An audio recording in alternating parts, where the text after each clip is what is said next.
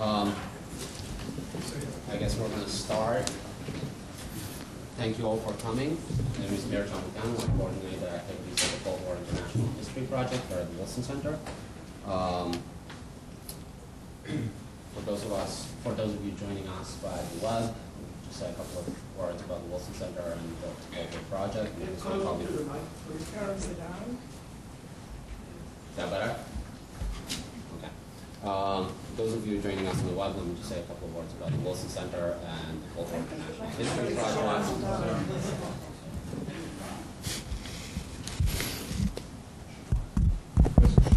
Okay, now it's on. There we go. The Woodrow Wilson Center is the nation's living memorial to President Woodrow Wilson. It seeks to take a historical, broad approach to discussing issues. It's a nonpartisan institute. At the Woodrow Wilson Center, the Cold War International History Project, which was established in 1992, seeks to integrate the archival records of the former communist world into the historiography of the Cold War, which has been written primarily from Western sources. We do a number of activities, including the publication of the Cold War Project Bulletin, copies of which are available outside, which is this right here, as well as publishing working papers, e-dossiers. We have a virtual archive containing documents from multiple sources, from multiple archives in the former Eastern Europe and beyond, as well as a series of conferences and seminars, much like the one today. We hope to bring to the attention of the interested public new books, especially books that take advantage of the opening from non-U.S., non-Western archives, which is the case today.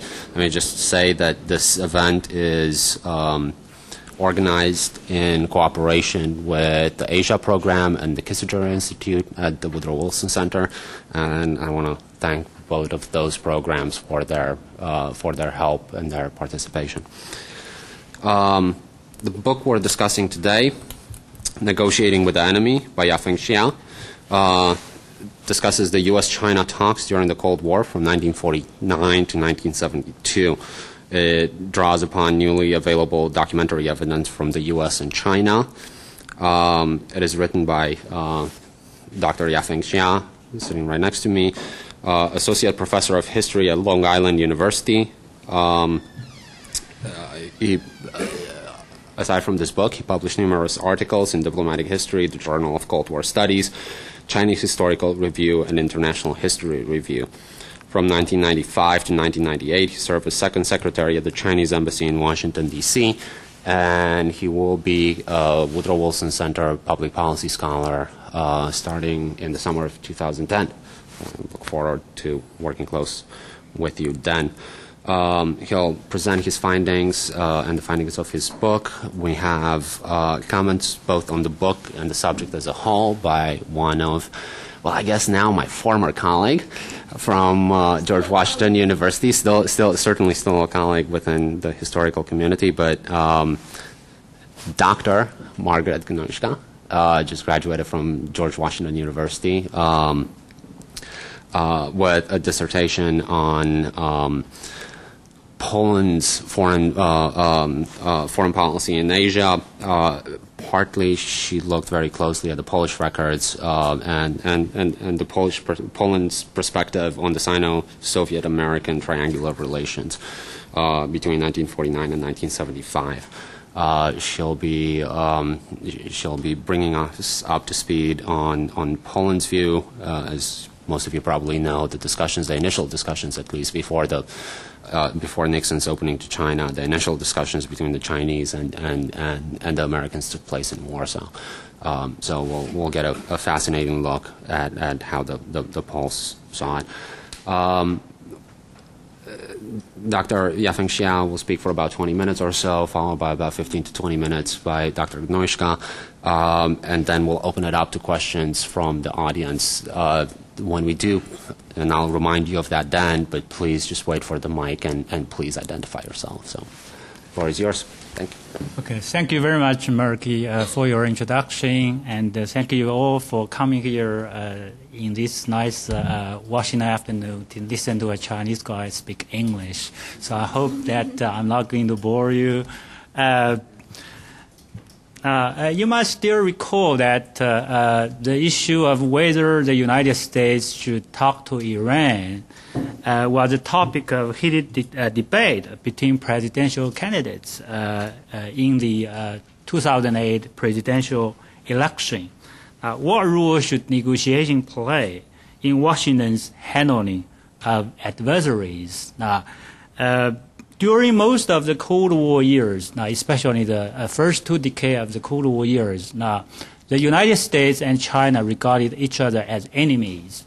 The United States regarded China as the most difficult enemy, I guess, and the Chinese regarded the United States as the most respected enemy. Now, one of the unique, I think, phenomena in this relation is that although they confronted each other, they didn't like each other, they talked to each other continuously for almost the entire period, which we call from 1949 to 1972. They talked to each other. Now, my aim in writing this book is to explore how the United States and China moved from the dangerous years of confrontation and hostility to the period of rapprochement, which took place in early 1970s. My main argument is that behind the veil of hostility and confrontation, the chance for eventual reconciliation existed. I look at 4 cases of U.S.-China Cold War talks between the time of 1949 to 1972. Now, the first case is actually before the founding of PRC, People's Republic of China. Now, that is in May 1949 that there was some talks between the Chinese Communist Foreign Affairs official Huang Hua and the U.S. ambassador to nationalist China, whose name called John Stewart. Many of you know. So they actually engaged in talk. Huang Hua, the Chinese Communist Foreign Affairs official, he was sent by Mao Zedong. They try to explore if it is possible for the United States to work with Communist China. But as we know, that the effort failed. And then, as you know, that the United States and China faced off in Korea. They kill each other in Korea. But however, 1 year after the breakout of the Korean War, they started to negotiate. So the Korea armistice talks, which lasted for 2 years, from July 1951 to the end of the war in July 1953. Now, that's my second case. The third case is more well-known, the 15 years of U.S.-China ambassadorial talk, which started in 1955 and ended in 1970. Now, the two sides actually talked to each other for 136 times, official meeting. Between the ambassadors, U.S. ambassadors, the first is Annex Johnson, many of you know, and then the Chinese ambassadors, the first is Wang Bingnan. The last case of the book is, of course, the Sino-American rapprochement talk, the talks at the so-called high-level talks. Between Washington and Beijing, actually between Nixon and Kissinger and the Chinese leader Mao Zedong and Zhou Enlai, which eventually produced the rapprochement. In writing this book, I have several questions in mind. The first is, why did the two antagonists, the two enemies, came to negotiating table at the first place, and what kept them talking for more than 20 years? Second, how did they talk over the years, and what dictated negotiation behaviors for what dictated negotiation behaviors? Third, what role did these talks play in shaping the adversary relationships? Finally, what implication did these talks entail over time in terms of international conflict resolution? This book covers 22 years of U.S.-China negotiation. I found it's very difficult because there are too many things to write. So I try to narrow down my focus.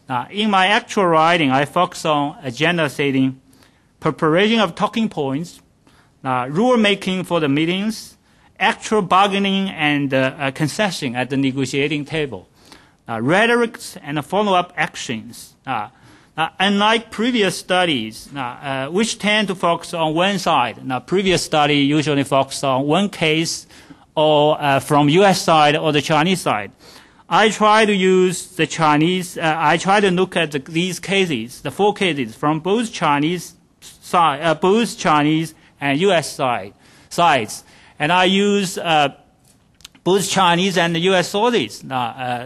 For the U.S. sources, many of us are familiar with that. I use the foreign relation of U.S. and more importantly is the Nixon presidential material project, as many of you know, which was open to researchers in only 2000 or 1999, 2000. At that time, I was working on the book. I was writing my dissertation at the University of Maryland, College Park. So I was, I think, one of the first scholars to use these sources. For the Chinese sources, I use a large array of Chinese language sources, which become available in the last 20 years. These including the writings, directives of high-level leaders like Mao Zedong and Zhou Enlai. Their chronologies. The Chinese government published many of these books, or the chronologies of Mao Zedong, chronologies of Zhou Enlai. Some of selected published documents, also biographies of these top leaders, policymakers, memoirs of many of the Chinese diplomats who were involved in this process. More importantly, I think I was very lucky when I was revising this book for publication in 2004. The Chinese Foreign Ministry opened its foreign policy diplomatic files to researchers.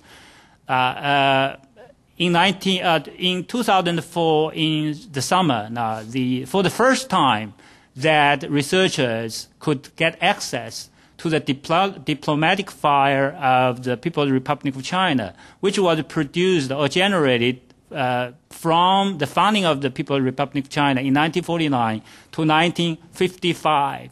I was revising the manuscript for publication at that time.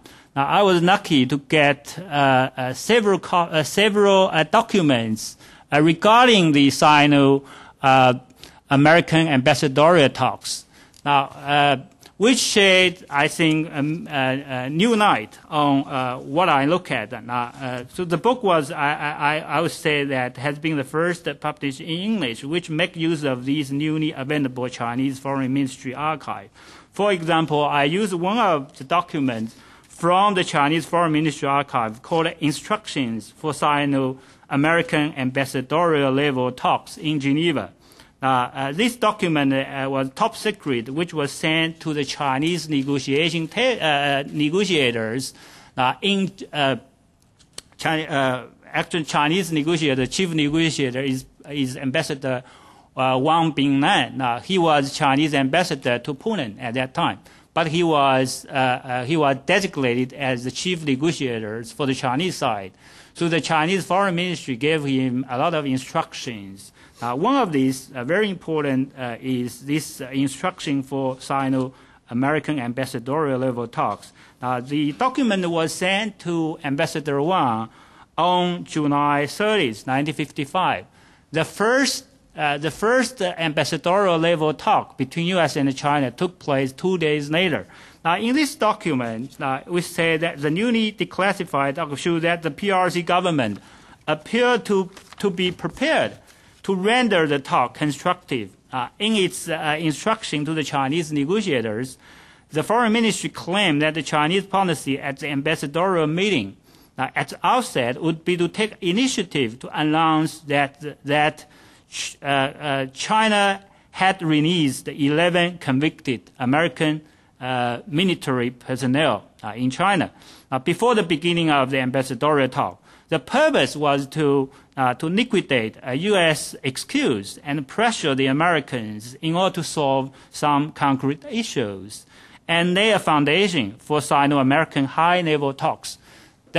Actually, in 1955, why the Chinese decide to come to the negotiating table with the United States? Now, because the Chinese want recognition from the U.S. The Chinese want high-level talks, not just the ambassadorial level talk, but the talks between foreign ministers, between the Chinese Foreign Minister Zhou Enlai and American Secretary of State John Dulles. But that didn't happen. That didn't happen until 16 years later that American eventually agreed to talk to the Chinese at the foreign minister level. So that is the famous Kissinger secret trip to China in July 1971. So the Chinese, now in this foreign ministry document to the Chinese negotiator, it said clearly that the purpose was now this would create an isolated and passive situation for the United States on the issue. So we know a lot about Chinese perceptions, Chinese strategies in the talk. It said that to achieve this, it instructed the Chinese negotiator to take a conciliatory attitude. During the course of the talk, I said, we should respect each other and give attention to courtesy, end quote, which was in sharp contrast to the previous Sino-American talk. That's the Korean armistice talk, when both sides actually basically abused each other at the negotiating table. They cursed each other at the negotiating table. But now, in 1955, the Chinese leader said, Mao and Zhou said, well, we are a civilized nation. We are civilized people. We should treat them with treat the Americans with courtesy. So the document indicates that the Beijing anticipated that the high-level talk would be forthcoming by entering into talks with the United States in Geneva. It planned to propose to hold high-level talks at the foreign ministers level in November of that year. Now, it also said the PRC would prefer to hold the foreign ministers meeting in New Delhi, but would concede to Geneva if necessary. So now this document became available to scholars in July 2004. I was able to get it, and I incorporated it into my book. So when the outside reviewer reviewed my manuscript, he said he was amazed that this document already made into the book. So that's what I try to say, that I did use some newly classified Chinese Foreign Ministry archive. Now, next I'm going to talk a little bit about some of the findings of the book. I think this book, first of all, demonstrates that the 2-decade-long mutual hostility between the U.S. and China, no matter how bitter it had been, did not preclude continuous contact and talks between the two, sometimes productive, other time in vain. The second is, I'm not going to elaborate on these points because of the time constraint. Maybe we leave to the question and answers. The second is, along with the Cold War context, this study illustrates domestic politics proved to be a crucial factor in determining the scope and the nature of negotiations and communications between the U.S. and the PRC, and rendering it a difficult but lasting process. Nonetheless, such a process proved to be useful for detecting each other's intention, settling minor disputes, and paving the way for real and substantial high-level talks. So I think that this is a learning process for both sides, although it took 20 years. But it's a learning process. These talks lay the foundation or groundwork for Nixon and Kissinger to do what Kennedy and Johnson could not do. Now, my last finding is, aside from the Cold War context and the domestic restraints, individual negotiators mattered. Their educational background, professional experiences, and communication and negotiating styles and abilities did play a role in shaping how the talks were conducted, and more importantly, what attitude negotiators would adopt toward their counterparts. I have a lot of examples in the book. So, because the book was published 3 years ago, actually, so I'm in the next few minutes, I'm going to reflect on what I have done well and not so well from today's point. Well, since the publication of this book, there have been numerous reviews. For example, Arnie Wested of London School of Economics, he said that he wrote in China Journal. He said it is on the pre-1970 period that Shah makes his most important contribution to the historiography of Sino-American relations. Now, another important scholar, Warren Cohen, many of you know. Now, he writes in Journal of Cold War Studies, he said, Shah has written a valuable book that adds considerably to our understanding of Chinese negotiating style and aims from 1949 to 1972. But, now he points out, yes, Shah appears to have a less grasp of American policy from 1949 to 1969. Another important China scholar, Stephen Goldstein of Smith College, he writes in Journal of American History. He said, what makes this study particularly useful is his extensive use of Chinese materials that are not ordinarily accessible to historians of American diplomacy without Chinese language skills. Thus, one should not be surprised that some topics are covered more fully and satisfactorily than others. Now, as I say that since the publication of the book, there have been some other documents which I got to see. For example, recently I'm examining in detail of some of the declassified Chinese Foreign Ministry archive. Now, in 2004, I only used a couple of them, but now I have all the documents, Chinese Foreign Ministry documents on the Sino-American ambassador talks for the first 17 talks. I spent last week, I read over all these documents, the instructions from the Foreign Ministry to Chinese negotiating delegation. All the instructions, the report from the Chinese negotiator to the Foreign Ministry, and also the Chinese side's minutes of the talk between the Chinese ambassadors and the U.S. ambassadors. I found that these documents gave us more texture on the Chinese perception of its relations with the U.S. in 1955, and also Chinese expectations and strategies for talk with the U.S. now in 1955. If I had time had time in 2004, I may be able to add something new to what I have already what I produced here. Another thing that I also read the article by Mr. Mantino, or Dr. Mantino, that his article on Romania Channel. Now, the role of Romania Channel played in Sino-American rapprochement talks. That I think his article, which was published in Diplomatic History, also adds important dimensions to the story, which I don't think I fully understand before I read his article. Now,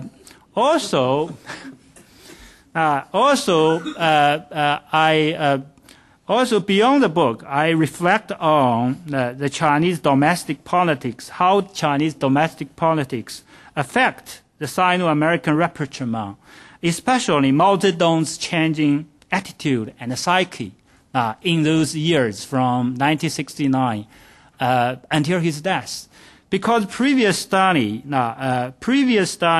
usually gave more credit. It said that Mao Zedong was really a realistic leader. Because he decided, because of the Soviet threat, because the Sino-Soviet border clash. So Mao decided to switch alliance. Now Mao decided to turn to the United States. So Mao got the credit. But after looking at read more of the Chinese sources, I now argued in a new article, which is also forthcoming with diplomatic history. I argue that Mao was not Mao Zedong, the Chinese leader, was not a consistent strategic planner. Instead, I argue that Mao was constantly vacillating between promoting world revolution and seeking a detente with the United States, with the U.S. imperialists. Now, Mao was psychologically uncomfortable and hesitant when he switched from his hardline anti-American policy to a more reconciliatory approach to the U.S. In early 1970s. As soon as Mao sensed the hope of an immediate revolutionary build-up, Mao changed his mind and reverted to his revolutionary tendency. Mao's half-heartedness in the pursuit of detente with the United States explain why Beijing behaved the way it did in the period leading to signing of Shanghai Communique. So many of you know some of the episodes. For example, when Kissinger was in China, when Alexander was in China, the Chinese continue to use high-sounding revolutionary rhetoric. For example, down with the United States, or down with U.S. imperialists, supporting worldwide revolution. So the Chinese affirm its support for wars of national liberation and social revolution in the communique, in the Shanghai Communique. Also, during Alexander Haig's January 1972 visit to China to make preparation for Nixon's eventual visit in January, when Haig told Zhou Enlai that maintaining China's viability was in the fundamental interests of the United States, the Chinese felt very much offended and made a fuss of it. So Haig was kind of treated badly for some time during his brief trip in China. Now, it also, I think that I talk about most vaccinating between revolution and detente. Now, it also explains why China gave Vietnam more aid after Nixon's visit to China. Now, I argue that the most natural inclination was toward worldwide revolution. Now, this had been a pattern of behavior throughout his life. Now, my new article shows that Mao's revolutionary instinct outlived the Mao-Nixon summit. When Mao did not see the expected intensification of Soviet-American conflict, Mao flip-flopped to his anti-American approach, of which the theory of three words, which was announced in early 1974, attempt to rationalize. I think that previous studies have not offered a coherent explanation of the dramatic shift in China's foreign policy stand as Mao's changing psyche in the 1970s. Now, just a very brief 1 minute, any policy implications of this study? I would say that I would highlight two now very briefly. Although now some books complain or accuse Nixon and Kissinger for sending Taiwan to China. Although many scholars asked, did Nixon and Kissinger give the Chinese too much in order to accomplish rapprochement? The most obvious example is June, Zhang, and John Holliday's 2005 book, More of the Unknown Story. Now, they argue that in Shanghai Communique, the American side did not say one word critical of Mao's regime. Now, going no further than a vague and much qualified platitude about supporting individual freedom. They also said that Nixon was accepting Peking's position wholesale and cutting Taiwan loose. Now, I argued that I actually praised Nixon and Kissinger for opening up to China. I argued that as a leader of leading democracy, now Nixon deserved the credit for going to and opening up an isolated dictatorial communist regime. If you think of the plight of the North Korean people, I think that Nixon should be praised for that. I also think that the long-term effect of the historical value and the historical value of Nixon's opening to China. Think about China's phenomenal rise in the last 30 years. Now, without Nixon, if Mao Zedong had not worked with Nixon for the rapprochement, it would be much difficult and take much long time for Deng Xiaoping and Jimmy Carter to achieve normalization in 1979. Second, I would like to ask, could U.S. President go to Pyongyang, Tehran, and Havana? Now, how could the U.S. improve its relation with its adversary like North Korea, Iran, and Cuba? Could U.S. policymakers draw any lesson from the Sino-American negotiations? I don't have an answer. Thank you very much.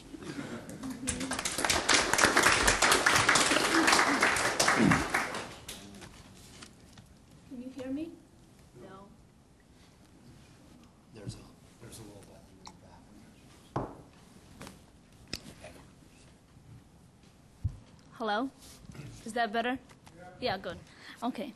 I'd like to thank the organizers very much for having me here this afternoon. And my presentation, as Mircea mentioned, will focus primarily on the Polish observations, reactions to especially the U.S.-China opening, and also to how U.S.-China opening, what consequences it had for smaller communist nations like Poland. But before I go into that, I'd like to make a few comments and also pose a couple of questions on Professor Xia's book. Well, first of all, I really enjoyed reading it, and I learned a great deal, especially about the earlier part of U.S.-China interactions in the 50s and the 60s, and obviously about the U.S.-China ambassadorial talks. And I must say here that I did visit the palace where the talks were taking place in Warsaw. It's a very cute place, but in a very quiet part of Warsaw, so they had time to talk about things, whether they were fruitless or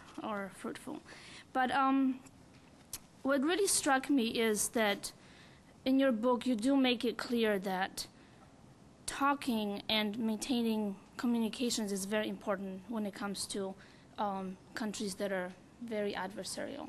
And I agree with you that, yes, you know, what can we learn from this for this or next administrations as far as other countries are concerned. Oh, I'm sorry. Yes. Okay, I'm sorry. Is that better? Anyway, in the book, what also struck me is how in the early stages of the U.S.-China interactions, it was the United States that pretty much had this very narrow agenda of what they wanted to achieve.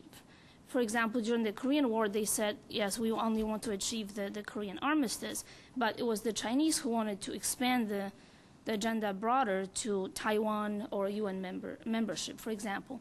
But when you fast forward to the late 60s and the early 70s, it was actually the Chinese, it seems to me, that wanted to make the agenda much more narrow, and it was the Americans who wanted to make it broader when it came to not just the issue of Taiwan, but also the Vietnam War. And throughout your book, it is very clear that you showed that it was Mao Zedong and Zhou Enlai on his side that were the prime movers of the Chinese foreign policy. As I was reading this and I finished reading, you think, yes, from 1949, 1972, on the one side you have Mao Zedong and you have Zhou Enlai, and they're consistent. Then on the other side you have 5 U.S. administrations changing. you've got Truman, you've got Eisenhower, JFK, Johnson, Nixon. So I guess my question to you is,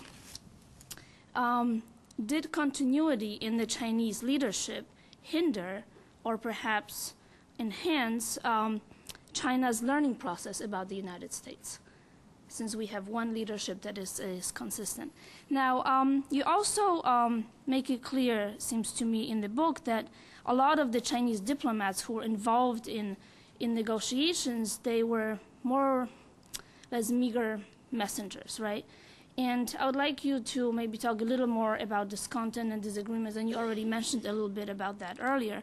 And what I have particularly in mind is China's ambassador to Poland, Wang Bingnan, whose reports, and not reports per se, but talks with the Poles I've read quite a bit. From what I understand, he fell out of favor during the Cultural Revolution. So is there a possibility, perhaps not, that it was his misconduct during the Sino-American ambassadorial talks? You know, why is this that he fell out of favor during that period? Finally, when it comes to the major reasons that you talked about why China turned to the United States in the late 60s was the security threat. And you mentioned Japan. As far as I understand, the Soviet threat that was quite real. We have the border clashes in 1969. But could you talk a little more about how real or perceived threat was their threat from Japan to the Chinese leadership? So here are my few comments and questions. And what I would like to focus my presentation on is, as I mentioned, Polish observations and reactions to the U.S.-China opening, and to a lesser extent, those of the Soviet leadership, and also what consequences it had for smaller countries like Poland. And I'd like to pose two questions, and they're quite simple, but was the announcement of Nixon's visit and the visit itself a shock to the Polish communists and the Soviet communists? And the second question is, did smaller nations like Poland benefit from the U.S.-China opening, or Nixon's triangular diplomacy, as you call it, or Sino-Soviet American game? So from my research and interviews with former Polish diplomats and military officials, what I have found that the announcement of the visit itself in July 1971 was not as shocking. And it was because, as Mircea mentioned, the Poles did follow in Warsaw the ambassadorial talks, but I must be very honest here and say that they did not know that much what was going on. They speculated, yes, Taiwan was one of the major issues on the agenda. But when I interviewed one of the former Polish diplomats, he basically said, listen, we were here serving tea for the Americans and for the Chinese to get together and talk. So that was one of the responses. And in the documents, I have been able to find mainly just speculations, and a lot of them were saying, you know, the talks are not really going anywhere because the Taiwan issue seems to be quite big. But in 1969, with the Sino-Soviet border clashes, the Polish leadership and the Soviet leadership obviously get alarmed how this event can be perhaps exploited, as they call, by Nixon and by the U.S. Administration. And to the Polish leader, it seemed that he did not think that Mao Zedong would unleash a war, per se, so there was no war scare, but that it was a clear signal to Washington saying, listen, there's no possibility that Moscow and Beijing will ever reconcile. So as he called it, was this offer to Washington from Beijing. There were also speculations on the Polish side that the Chinese were definitely secretly talking with the Americans through the channels of, they call it British, the Dutch, the Romanians, and interestingly, they did not mention the Pakistani channel. But now, as we know from Mircea's recent article on diplomatic history, Romania was definitely one of the possibilities that that they would use this channel, even though it did not materialize. But with the announcement of the trip, Brezhnev, in one of his meetings, annual meetings with the heads of the communist states in August 1971, which is a month after the announcement, basically said that this was a true betrayal of anti-imperialist struggle. And what he meant by that is, look, the Chinese betrayed the North Vietnamese, they betrayed the North Koreans. So our job right now, in order to keep our foothold in Asia, is for the Eastern European countries to expand and forge closer relations with North Vietnam and North Korea. And interestingly, he downplayed the whole Nixon's, the announcement of Nixon's visit to his Eastern European counterparts by saying, basically, yes, Nixon will go to Beijing sometime in early 1972, but nothing will happen because the differences are way too big between Beijing and Washington. We have Taiwan, we have Vietnam, they probably won't do anything. And the reason for that is because there was fear on the part of the Soviet leader that other Eastern European countries may turn into what he calls Albanias, Romanias, or Yugoslavias, meaning they may defy Moscow at some point, now that China was becoming more open and coming out of isolation. Just a moment. Now, what I should probably mention here, too, is the North Vietnamese reaction to the announcement of the visit as it was relayed to the Polish communists. And as a side note, I should say that North Vietnamese-Polish relations were quite close, and not just by virtue of two countries being communist, but because Poland was part of the Peace Commission, International Peace Commission in Indochina, so the contacts were very frequent.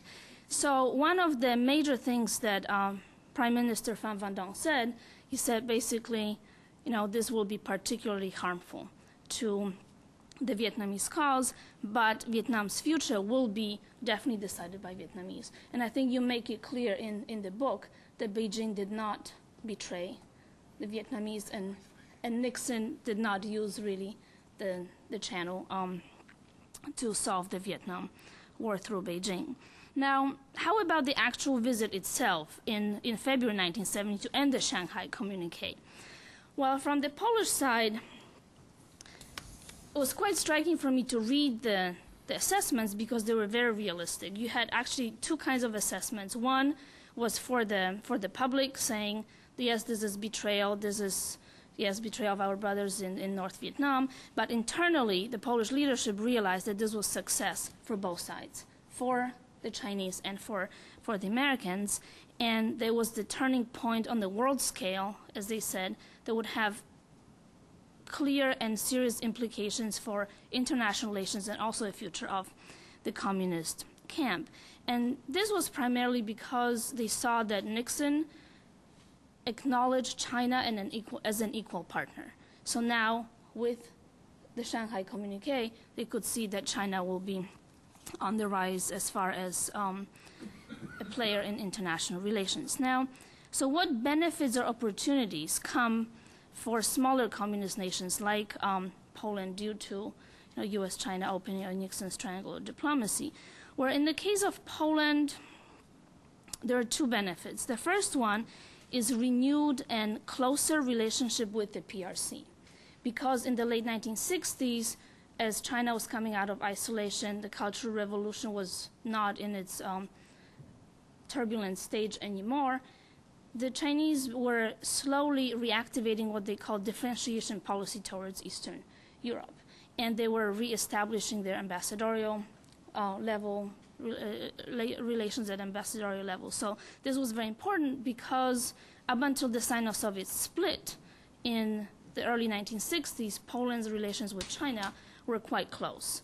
The Poles considered the Chinese as a leverage to their relations with the Soviets, and the Chinese also considered Poles as an important ally in Eastern Europe, but also as an important vehicle, as they call, to combat the U.S. economic embargo through the Sino-Polish joint shipping venture, because there was a lot of Polish ships that carried grain and perhaps weapons and other things in the early 1950s. So Poland was quite important to China. With the Sino-Soviet split, the Polish leader reluctantly followed the Moscow line, but the Poles always made sure that they maintained relations with the Chinese.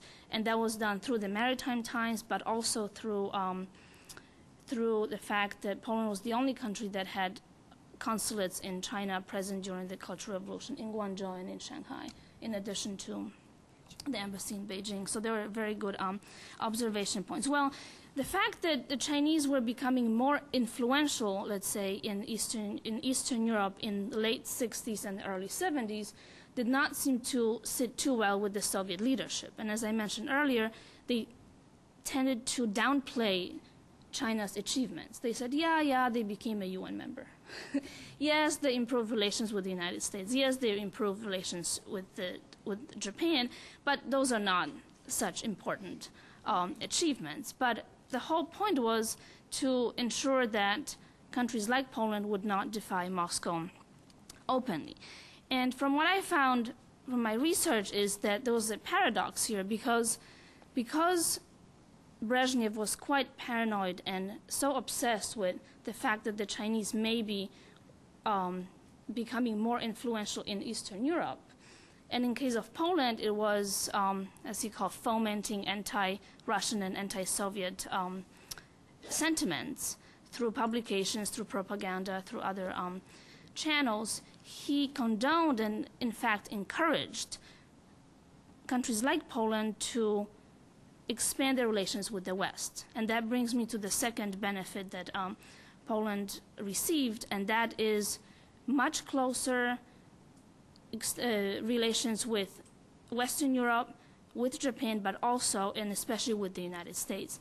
And the prime example of how the Poles welcomed this policy and how they really jumped on it and wanted to use it to their advantage was Nixon's visit to Poland in 1972 in June, which was a couple months after his historic visit in Beijing and also after his visit in Moscow in May when he signed the ABM and treaty.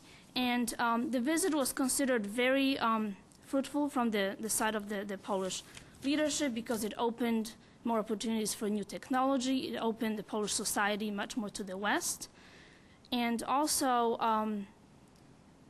another point was that this visit showed that how smaller nations such as Poland were able to pursue their own interests regardless of their alliances with other communist nations. And again, I have North Vietnam in mind because when Nixon came to Poland, this was the time of very heavy U.S. bombings of North Vietnam. But the North Vietnamese, from the talks that I saw, the description of the talks, said, yes, this is okay, you can host President Nixon because each country has its own interests with the United States. As long as you help us the cause in Vietnam, we will condone your Nixon's visit. And from the U.S. point of view, the visit was a moral success because what I've read is that the Polish Secret Service estimated that maybe 25,000 people will show up to see Nixon, but it turned out to be over 300,000. So that was quite a nightmare for the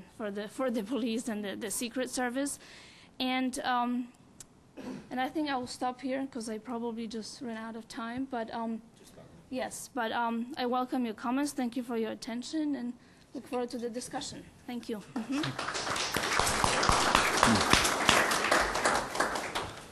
Well, thank you so much. Before I open it up to questions from the audience, let me just make 2 points and then turn it over to you to answer, to maybe say a few words in regards to Goshka's questions.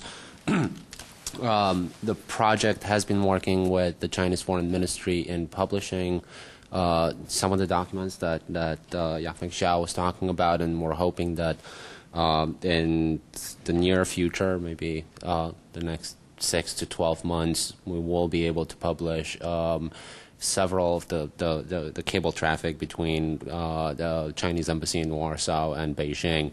We're working on that, on obtaining those documents now. So hopefully you'll see some of it. If you have a copy of the bulletin now, you will see that we've published a number of Chinese documents. The first time official Chinese documents from an actual archive in China were published in a Western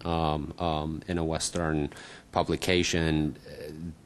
those documents are on the Geneva Conference in 1954, but there's a process that we established with the Chinese Foreign Ministry and hopefully moving that forward. Those were, part of those documents were the ones that Yafeng Xiang was mentioning, the 17 conversations initially in 1955 that we obtained, and we're working on some additional ones. In the meantime, why don't you maybe answer some of the questions that were raised already, and then I have a couple of questions for you myself, and we'll open it up to the floor as well. Okay, maybe I just very briefly. Thank you for your questions and presentation. Now, did the continuity enhance China's understanding of the U.S.? I think maybe because Zhou Enlai, as you know, that Zhou Enlai was foreign minister and prime minister in 1949. So he has been a foreign minister for 23 years, premier, but he was not foreign minister after 1958, but he was actually the man who in charge of foreign policy, although he was no longer foreign minister after 1959. If you look at Kissinger's memoir, he was very impressed with how Zhou Enlai understands the issue. And know the details. This probably, I would say, enhanced China's understanding of the U.S. The second question is regarding the Chinese negotiators' role, and especially Chinese chief negotiator Wang Bingnan, who was the Chinese chief negotiator for the Sino-U.S. ambassadorial talk from 55 until 64. So it's 8 years. 8 years. 54, right? 64. So about 8-9 years. Now he was the Chinese chief negotiator. Now Wang Bingnan was Western educated. He was educated in Germany, and his English is work. He said that his English he can manage to talk. Now he's not fluent. He said that he can chat with Ambassador Johnson because Ambassador Johnson was a U.S. ambassador to Czechoslovakia at that time. So, but they choose a third country, that's Geneva. So they met, both of them flew to Geneva. So sometimes they ended up in the same airplane, they say. So because they cannot talk privately on official issues, so they basically chat. According to Wang Bingnan's memoir, he could chat for minor things with Ambassador Johnson. While Ambassador Johnson spoke some Chinese because he, in the 1930s and 40s, he's stationed in China, in Harbin, I think. Yeah.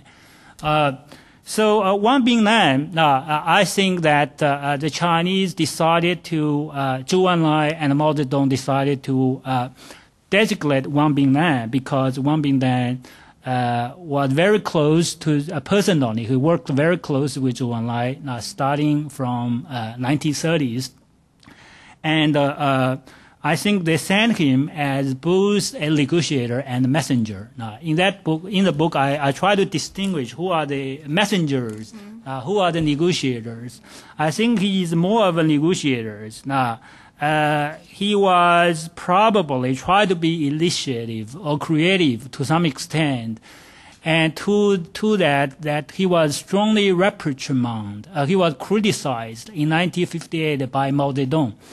Mao Zedong got very angry with him and tried to fire him. Basically using very vague words, say Wang Bingnan was so stupid. He was stupid than a pig. Something like that. After one talk, because Mao said that Wang Bingnan should not show all the cards, which the Chinese Foreign Ministry instruction. But Wang Bingnan was eager to move ahead, that he show all the cards he has. And Mao Zedong got very angry. And then Zhou Enlai kind of said, well, it's my fault. So Zhou Enlai saved him. And I think this might be one of the reasons that he was purged. By the way, his first wife was a German. His first wife was a German.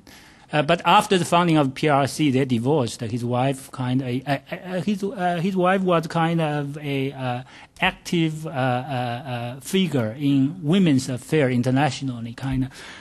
Then he married another woman, and that woman actually committed suicide during the Cultural Revolution because one was purged. So this might be one of the reasons that people remember that the Wang Bingnan made serious mistakes during the talks. Security threat, of course, yes. By 1969, Soviet Union was China's #1 enemy. But China had, I think the PRC had regarded Japan as a threat or potential threat. Now, because if you remember the 8 years of war, the Japanese invasion of China, so it's a pretty recent history in the 50s, 60s. So the Chinese always, at least a potential threat. And I don't think the Chinese really understand that Japan become a democracy after 1947. Now, American occupation and Japan become democracy, and also there is the #9. The Japanese declare that it will not use war. But the Chinese did not understand that. I think that the Chinese leaders still perceive Japan as a potential threat. So that's basically. Thank you. Thank you. Let me just open it up to questions from the audience. So if you could just wait for the microphone, that'd be great. Right over there behind Stephen. My name is Stephen. So my question is, I've known about the fear of Japan on the part of China for some time, but in their talks with the Americans play on this fear or alleviate it, or was it any subject of extensive conversation? Yeah, good point. Actually, if you look at the minutes of the conversation between the Chinese leaders and Kissinger and Nixon, that the Americans actually play up on this. The Americans say that, well, if you want us to remove our forces, troops from Japan, then Japan will go nuclear. Now, what will be the consequences? I think the U.S. side did use that as a bargaining chip. Yeah.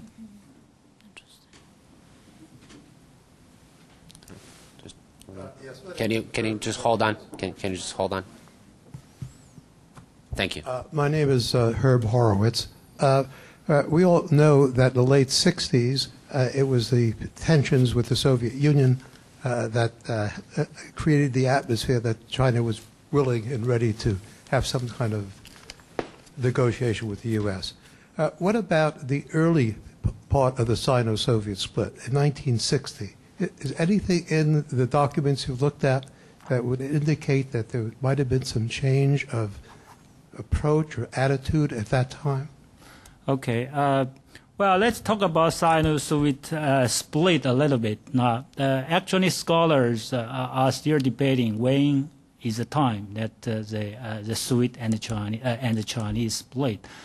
Some say that 1958, because of the Chinese, because of the Taiwan Strait crisis, that the Chinese did not inform the Soviet Union.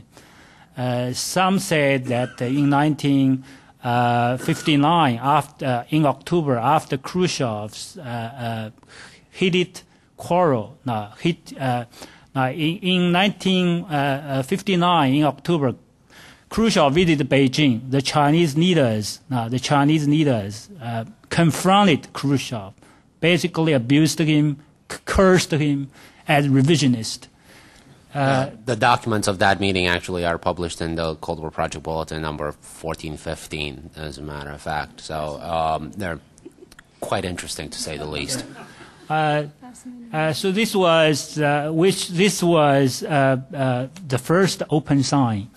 Also, some scholars said it's June 1960 when Khrushchev decided to recall Soviet experts in China. Some scholars said after that, actually, there was a kind of detente between China and Soviet Union. So for the safe side, probably 62. And the American did not believe that there was a Sino-Soviet split in the early stage. So probably for the Western world, it's after 1962 that the Western world really believed that there was such a split in. Now, for the, do you want? On the Chinese side, was there any change in attitude For the Chinese side? with respect to talking to the U.S.? Actually, no. Now, I would say that the Chinese become more confrontational, more wanted to establish himself as a leader of world revolution. Now, replacing Khrushchev. Now, more actually in the 1960s become very radical.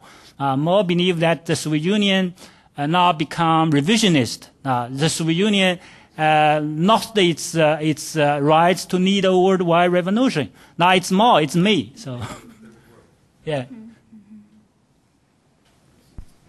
Herbert Levin. It's not very important, but in Warsaw, the Poles quietly told the Americans and the Chinese that they had not been able to prevent the Soviets from bugging the palace.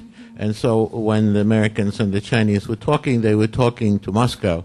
So the Americans and the Chinese developed the system of having, after each talk, alternately, the interpreter go to the other embassy into their clean room to clarify terminology.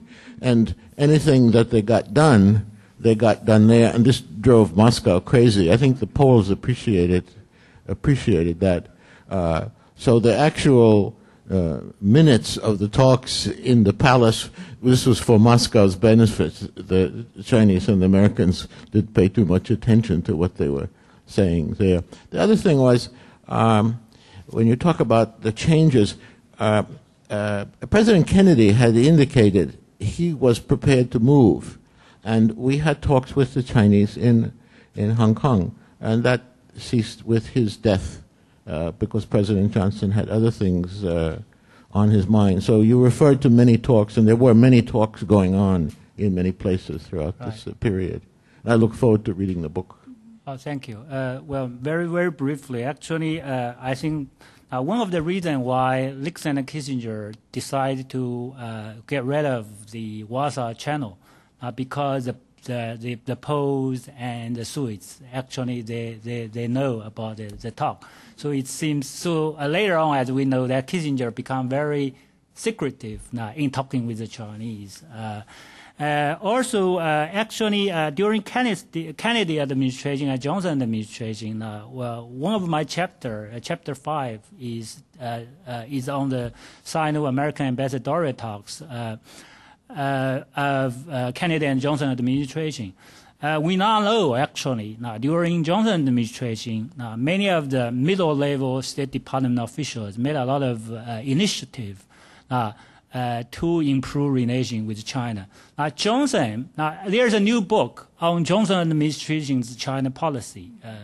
It's called Bridging the Gap or something like that. It's by Michael Numbers. It's a new book on Johnson. Actually, he said Johnson was open to the idea of improving relations with China, especially like James Thompson, some other Russia or some middle-level State Department officials. They are very eager, and they put up many proposals, but eventually it did not come out as a policy orientation or policy change during Johnson administration. Just back there.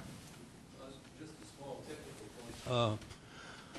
The Warsaw talks, up until 1970, were held in the Myśliwicki Palace, and it was thoroughly bugged. But when we decided we were going to talk about something more serious, we moved the talks to the two embassies. And so we were talking there in a safe place. Yeah, good point. That's the last two, if I remember correctly, is 135 and 136. So that's during Nixon's administration. So the last two ambassadorial talk was moved to the embassies.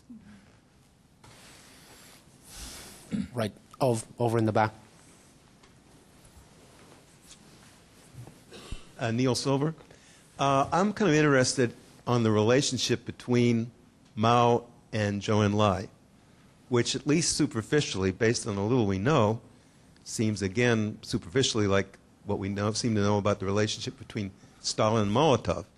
So my question is, in all these records, particularly in the Chinese memoirs or interview material, is there any indication that Zhou Enlai was more than a kind of a slavish servitor to the whims or to the ideas of Mao Zedong in any particular period?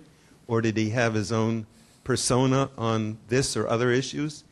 Kind of leaves me wondering. He also was someone who in the very late Cultural Revolution period, of course, was also attacked, so, but not directly. Yeah. I think this is a good question. Actually, I have been trying to figure out, and I have been writing and publishing some of the things on Mao and Zhou's relations. I would say that before 1958, that Zhou had more flexibility in policy making. Zhou, I would say that Zhou was more practical in knowing the China's limited resources. But Mao was more idealistic. Mao was more reckless in making foreign policy. Mao actually got angry with Zhou in China's in the foreign ministry's conciliatory attitude toward the United States, and also in domestic policy that Zhou more practical, more radical. That Zhou actually lost his position as foreign minister in 1958, and Mao chose Marshal Chen Yi. Marshal Chen Yi become ambassador and become China's foreign minister. So it's more militant. So from 1958, but Zhou, because he's long-serving in the PRC, he's higher before 1935. His position in the party hierarchy was higher than Mao. So he was Mao's boss for a certain time. But that's also their historical, their love and hate relations. So as you know, that after 1958, many of Mao's senior colleagues were purged. So as you know, that Marshal Peng Dehuai, and then even Mao's number 2, Liu Shaoqi. So by the time of Cultural Revolution, I think Zhou Enlai, his situation become very, very precarious. So he basically have to work around the Mao to understand.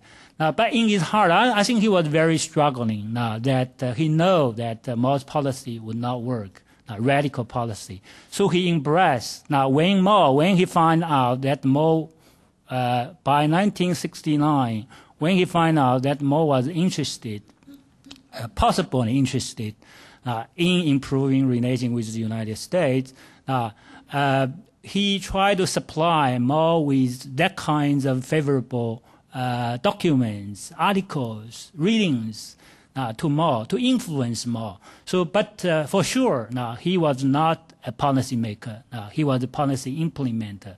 He could only carry on Mao's order. Thank you. So I was wondering, first... Actually, it should It's be on. There you go. Yeah. So I was wondering whether you have any more information about how the Tibetan operations, the U.S. Tibetan operations, featured in the talks, if they did at all, or the communications. And as an extension of this question, by what time do you think the Chinese had any knowledge of those operations that we now know existed in the late 50s? Thank you. Yeah, this is about the Cold War and Tibet. I haven't actually. I don't think there are really talks about the Tibetan issue. To the Chinese, Tibetan was not a major issue. in the U.S.-China relation. In U.S.-China relation, Taiwan was or has been the number one issue in the relation.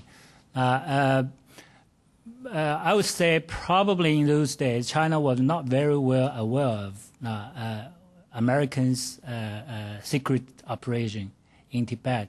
There are issues, there are articles, a forum organized by Journal of Cold War Studies, I think it's 2006, that there are like 3-4 articles on Cold War and Tibet. So maybe you can look at that, Cold War and Tibet. I just wanted to see if you had any more. Okay. Oh, there you go. Sorry. Oh, is it on? Yeah. I'm Helen Rafael. I believe I remember, since I was working in Indonesia in the mid-50s, I'm old enough, hearing, I believe it was 1955, that at an international meeting, Zhou Enlai held out his hand to John Foster Dulles. It was 54 at the Geneva Conference. What is it? It was 1954 at Geneva. Yes, I worked there from 54 to 56, 55. And John Foster Dulles simply turned away and refused to take his offered hand. So Zhou Enlai was definitely trying to be conciliatory, as you said at that time. But my question is, what do you suppose was the significance of waiting more than 2 decades and then at the particular time in the early 2000s, when it was 2004 or whatever, suddenly releasing these particular previously classified documents? Does it have significance for us today? Okay. First, thank you for mentioning about the Zhou Enlai Dulles episode. It's a very famous, very controversial. We still don't know whether this happened, because according to Ambassadorial Ambassador Annick Johnson, who was the secretary of American delegation, he said this happened. But according to Wang Bingnan, who was the secretary of the Chinese delegation, he said it did not happen. Now that's in their memoir. According to some of the interviews from the but later on, if you read the Nixon Kissinger memcons with Chinese leaders, actually Zhou Enlai play up these issues. Zhou Enlai played up these issues. Now I have an interpretation for that. I think this thing did not happen, but there was a rule. Kissinger, Dulles did not meet with Zhou Enlai. Zhou Enlai did not offer his hand. That incident didn't happen. However, now the American delegation had a regulation that do not shake hands with the Chinese communists at the Geneva conference.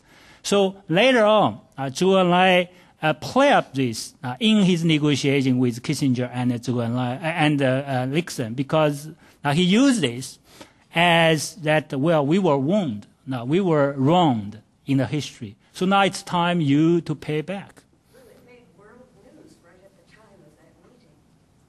That's how I heard of it in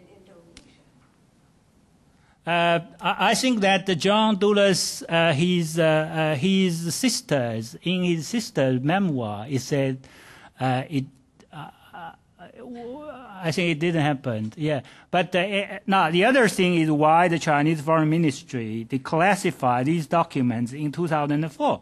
Now, basically, if you know that the Chinese did not follow the 30 years rule of declassification. However, in the last 30 years, because the reform and opening to outside world, because the declassification of U.S. sources, the Russian sources, so Chinese government has a pressure that, because some scholars say that if we do not open up our records, then now this history of Sino-Soviet split would be written based on Western and Russian sources. Now the same thing, this Sino-American relation would be written only based on Western source. So the Chinese government, starting Previously, they actually selectively opened some of the sources, declassified, and in published form, published document, collections of documents. But this was, in 2004, this was the first time that the ministry, at ministry level, that the Chinese government declassified these sensitive foreign policy related documents.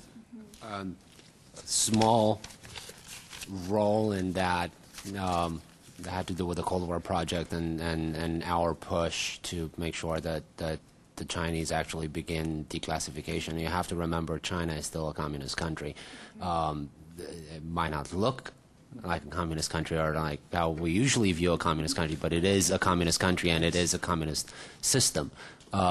History in a communist system is something that is to be controlled, and declassification is not something that usually happens. So the process of selecting the documents and declassifying the documents was on a learning curve. They've gotten better at sort of opening up to researchers documents from the foreign ministry, but it's still documents that the archivists over there select. There's no pull sheets. You don't know what's missing or what's not there, and so on. But it's sort of a learning process, and a lot of it had to do with the fact that China was supposed to host the Olympics. They were supposed to show a new China and a new face to the world, and part of that had to do with transparency and good governance and stuff like that. And there's an easy way of doing that, which is open up at least some of the documents. Ancient history or not, that doesn't really matter.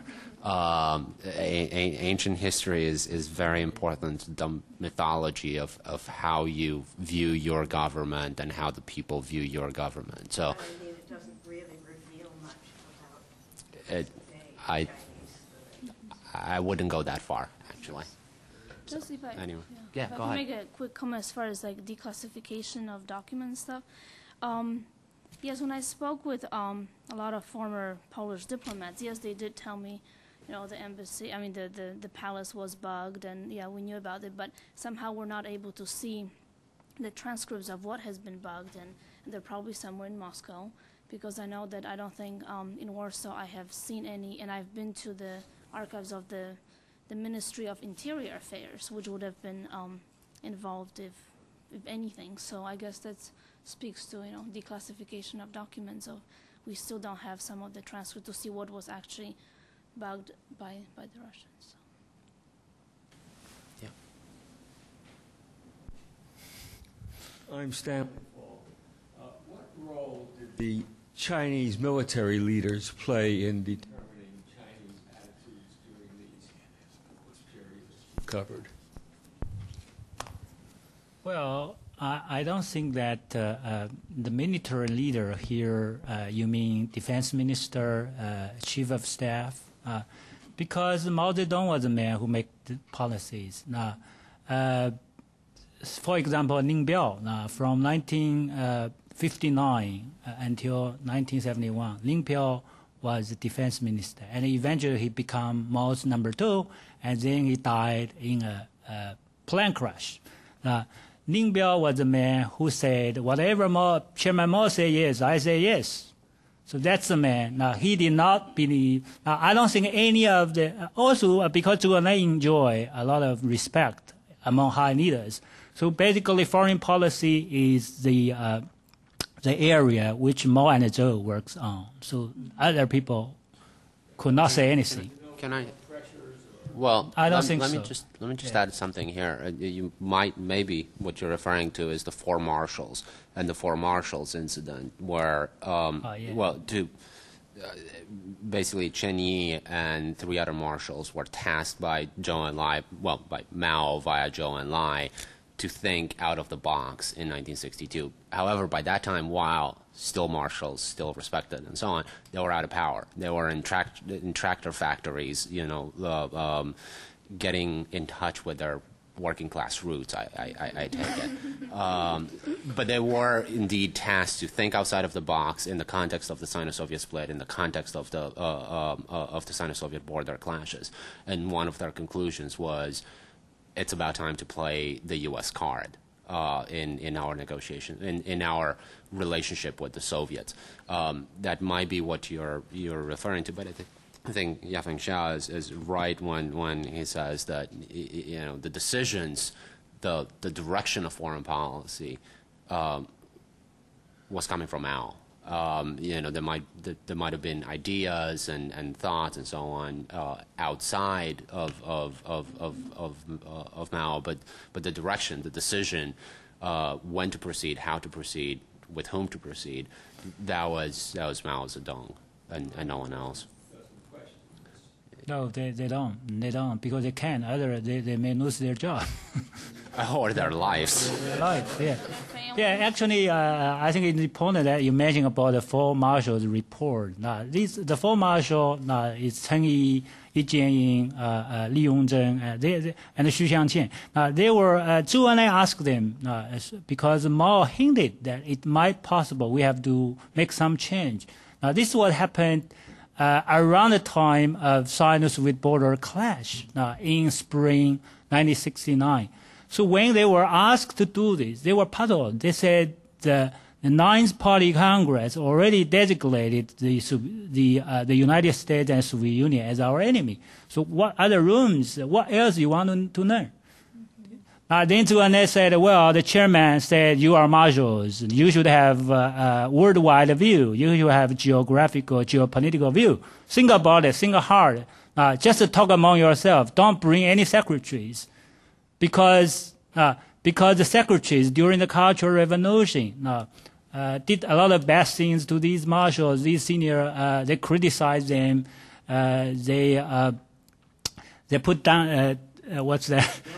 Dump caps on their heads. So it might become proof if they said, if the marshal during their discussion said, well, we think it's important to improve relations with the United States, then these secretaries will use this to attack them. So Zhu Enlai said, don't bring secretaries. I assigned 2 high-level officials to accompany you to do this. So just between 6 of you. So there are 2 high-level foreign service officers from the foreign ministry who assisted these marshals in these talks.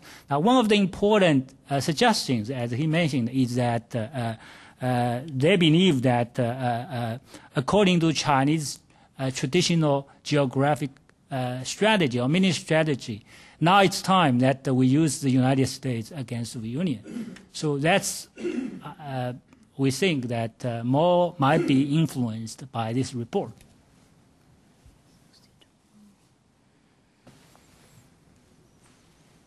Wow. Nothing? Okay. Actually, I have a question for you, and I found it fascinating when you said that Gomulka's view of the Sino-Soviet border clash, his interpretation of the Sino-Soviet border clashes was a guarantee to the United States that reconciliation between the Soviet Union and China was impossible. And I was wondering how he came to that conclusion and why, particularly because, I mean, the Sino-Soviet border clashes were obviously, a very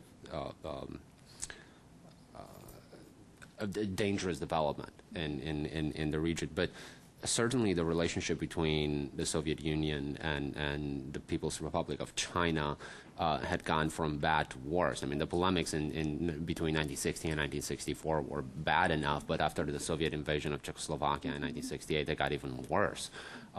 So, the idea that it took the border clashes to signal to the United States that there is a massive break between the two communist superpower seems surprising. The other thing is that right after the border clashes, both countries sort of like realize that they've gotten, mean maybe a both little, countries both the Soviet Union and China realize that they've gone a little bit too far and sort of like pull back and start talking, as a matter of fact, start having negotiations on the border situation. So it's I mean, where exactly is his interpretation coming from? And Right. As I briefly described, Poland's attitude towards the Sino-Soviet split, earlier, Gomulka's thinking about 1969 and Beijing's offer, as he called Beijing's offer to Washington to perhaps open channel of communication, goes actually back to 1963, when he wrote a very private, a very angry letter to Khrushchev, who was still in power at that time. And he basically said, the Sino-Soviet split will not be a good thing. It's not a good thing. It will really affect the future of the communist camp.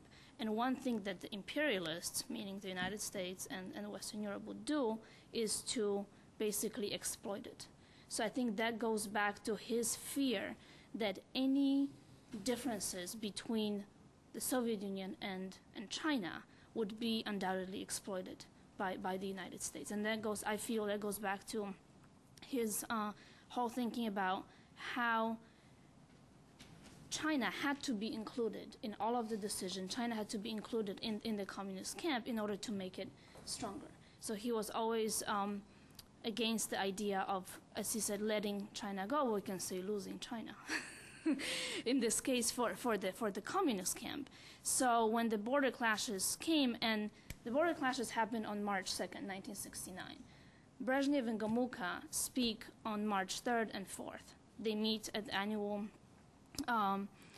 spot in eastern Poland, and they were supposed to discuss a lot of other things, but because of the border clashes, this becomes clear to him that, listen, now this is a very good opportunity for the United States to go in. And also, as probably has been observing Nixon's policy, little by little, when you have the overtures just called to the United States. And we spoke a little bit about Japan here. Gomulka also had fear, just as the Chinese had the fear of Japan. He had the fear of West German imperialism. Said, if these border clashes happen, I mean, they did happen, they will weaken the camp. It would not only be the United States, but also be the West Germans who would exploit the weakness of where we stand. And in fact, with China's differentiation policy towards Poland in late 60s, early 70s, the Polish leadership is kind of also upset with the fact that the Chinese are opening up their relations with West Germany. So, but I think it goes back to 1963. He saw that any differences between the Soviets and the Chinese will undoubtedly be exploited. And he basically tells Brezhnev at that point, said, now you have it. Now will definitely be the time that they can do that. So.